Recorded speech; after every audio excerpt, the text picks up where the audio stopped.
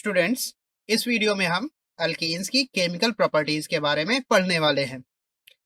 हम जानते हैं कि अल्केन्स में केवल कार्बन और हाइड्रोजन प्रेजेंट होते हैं और कार्बन और हाइड्रोजन के बीच बने बॉन्ड्स बहुत ही स्ट्रॉन्गर होते हैं। इसीलिए अल्केन्स जनरली इनर्ट होते हैं और ये एसिड, बेसेस, ऑक्सीडाइजिंग एजेंट्स और रिड्यूसिंग एजेंट्स के साथ आसानी से रिएक्ट नहीं करते हैं। लेकिन कुछ स्पेसिफिक कंडीशंस पर ये सर्टेन रिएक्शंस शो करते हैं, जिसमें एक तरह की रिएक्शन है सब्स्टिट्यूशन रिएक्शन। सब्स्टिट्यूशन रिएक्शन से मतलब यह है कि अल्केन के एक हाइड्रोजन को किसी भी ग्रुप से रिप्लेस करके हम एक नया कंपाउंड बना रहे हैं। इसके लिए हम हैलोजन्स, नाइट्रो ग्रुप या सल्फोनिक ग्रुप का यूज करते हैं।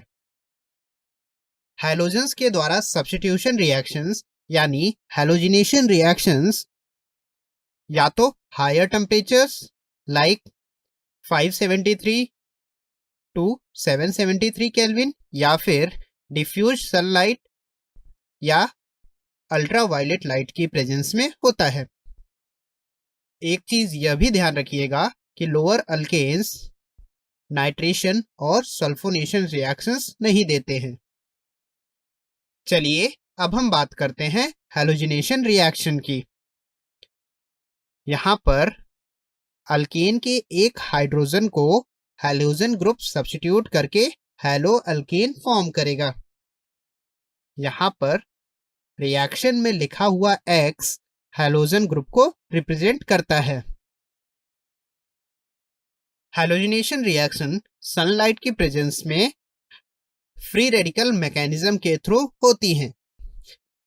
चलिए देखते हैं इस रिएक्शन के दौरान क्या क्या स्टेप्स होते हैं। हैलोजिनेशन रिएक्शन 3 स्टेप्स में होती है, जिसमें पहला स्टेप होता है इनिशिएशन स्टेप। इसको समझने के लिए हम मीथेन और क्लोरीन की रिएक्शन का एग्जाम्पल लेते हैं। जब लाइट क्लोरीन मॉलिक्यूल पर पड़ती है तो क्लोरीन मॉलिक्यूल्स में क्लोरीन क्लोरीन के बीच present single bond homolytically break होता है और हमें क्लोरीन रेडिकल देता है। यह क्लोरीन रेडिकल मीथेन में प्रेजेंट हाइड्रोजन के साथ रिएक्ट करता है, जिससे कि कार्बन और हाइड्रोजन के बीच बना हुआ बॉन्ड भी होमोलिटिकली ब्रेक होता है और हमें HCl और मिथाइल फ्री रेडिकल मिल जाता है। हम जानते हैं कि फ्री रेडिकल्स बहुत ही ज़्यादा अनस्टेबल होते हैं, तो यह फ्री रेडिकल अब क्लोरीन मॉलिक्यूल्स पर अटैक करता है, जिससे कि क्लोरीन क्लोरीन के बीच का बॉन्ड टूटकर हमें क्लोरोमीथेन और क्लोराइड रेडिकल दे देता है। यह हमारा सेकेंड स्टेप प्रोपगेशन स्टेप होता है और यह स्टेप बार बार रिपीट होती रहती है। हैलोजिनेशन का तीसरा और फाइनल स्टेप होता है टर्मिनेशन स्टेप। इस स्टेप में रिएक्शन के बाद बचे हुए रेडिकल्स आपस में कंबाइन कर क्लोरीन मॉलिक्यूल या फिर हायर अल्केन्स फॉर्म कर देते हैं। यदि हम हैलोजिनेशन रिएक्शन के टुवर्ड्स हैलोजन्स की रिएक्टिविटी देखें तो उसका ऑर्डर कुछ इस तरह से होता है। फ्लोरीन सबसे ज़्यादा रिएक्टिव होता है, फिर क्लोरीन, फिर ब्रोमीन और सबसे कम रिएक्टिव आयोडीन होता है। हमने अभी देखा है कि रिएक्शन के दौरान रेडिकल्स फॉर्म होते हैं, तो रेडिकल जितना ज़्यादा स्टेबल होगा वहाँ से हाइड्रोजन को रिप्लेस करना भी उतना ज़्यादा आसान होगा। इसीलिए अल्केन्स के हाइड्रोजन के रिप्लेसमेंट का रेट भी फ्री रेडिकल के स्टेबिलिटी के ऑर्डर के जैसा ही होता है, यानी कि सबसे तेजी से हैलोजिनेशन रिएक्शन 3 डिग्री अल्केन्स देंगे, फिर 2 डिग्री अल्केन्स देंगे और फिर 1 डिग्री अल्केन्स देंगे, क्योंकि रेडिकल्स इसी ऑर्डर में ज़्यादा स्टेबल होते हैं। फ्लोरीन हैलोजिनेशन रिएक्शन के टुवर्ड्स बहुत ही ज़्यादा रिएक्टिव होता है, इसीलिए यह रिएक्शन इतनी वायलेंटली होती है कि उसको कंट्रोल नहीं कर पाते हैं। जबकि आयोडीनेशन रिएक्शन काफ़ी स्लो और रिवर्सिबल नेचर की होती है। यदि हमें इस रिएक्शन को कराना है तो इसके लिए सर्टेन ऑक्सीडाइजिंग एजेंट्स का यूज़ किया जाता है, जैसे कि HiO3 और HNO3। जब अल्केन्स आयोडीन से रिएक्ट करते हैं तो Hi बनता है। यदि हम यहाँ पर ऑक्सीडाइजिंग एजेंट डालेंगे तो ऑक्सीडाइजिंग एजेंट बने हुए Hi के साथ रिएक्ट करके वापस आयोडीन दे देता है, जिससे कि रिएक्शन में कंटिन्यूअसली Hi कंज्यूम होता जाता है और आयोडीनेशन रिएक्शन फॉरवर्ड डायरेक्शन में प्रोसीड करता है। चलिए अब हम बात करते हैं अल्केन्स के कंबशन की।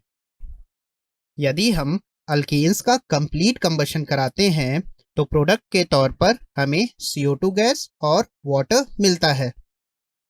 साथ ही साथ बहुत ही ज़्यादा अमाउंट में एनर्जी रिलीज होती है और यही रीज़न होता है कि हम अल्केन्स को अपनी डे टू डे लाइफ में फ्यूल के तौर पर यूज़ करते हैं।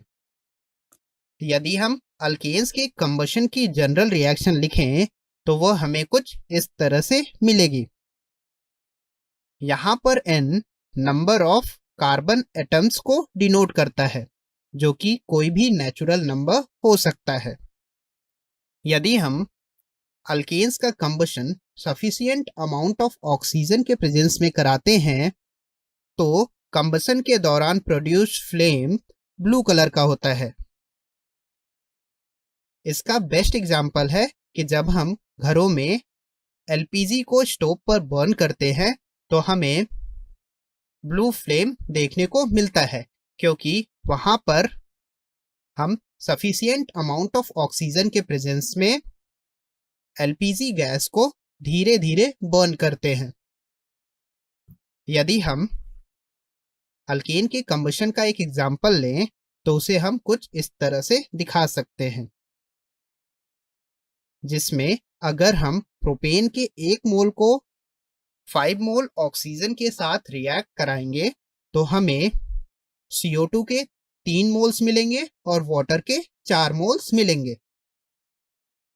वहीं अगर हम अल्केन्स का इनसफिशिएंट ऑक्सीजन के प्रेजेंस में कंबशन कराते हैं तो इनका कंबशन कंप्लीट नहीं होता है, या फिर कहें कि इनका इनकम्प्लीट कंबशन होता है। तो इनकम्प्लीट कंबशन के रिजल्ट के तौर पर हमें कुछ अमाउंट में कार्बन ब्लैक मिलता है, जिससे कि जो फ्लेम प्रोड्यूस होता है उसका कलर येलो रेड होता है। एग्जाम्पल के लिए अगर हम मीथेन का इनकम्प्लीट कंबशन कराते हैं तो हमें कार्बन ब्लैक और H2O मिलता है।